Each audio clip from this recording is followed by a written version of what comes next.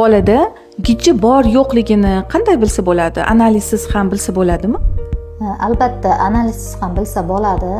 Bolangizda bo'layotgan o'zgarishlarni kuzatishga to'g'ri keladi. Birinchi o'rinda bolada yuzida oq dog'lar paydo bo'ladi. Tishini g'ichirlatib uxlaydi. Uxlaganda bir joyda uxlamaydi, bezovta, har yonga og'nab, uxlashida doim o'zgarish bo'ladi.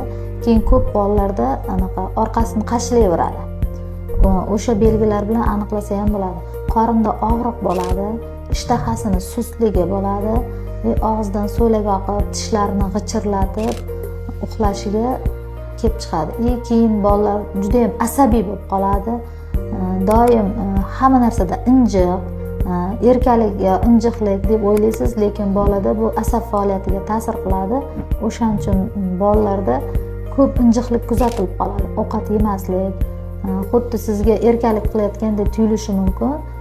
Onalar buni sababi asosiy gijja belgilarida shunaqa vaziyatlar kuzatilishi mumkin. Aziz onajonlar, mabodo sizning ham bolalaringizda, farzandlaringizda mana shunaqa belgilar kuzatilayotgan bo'lsa, bizning Evamed bolalar klinikasiga murojaat qilishingizni so'rayman.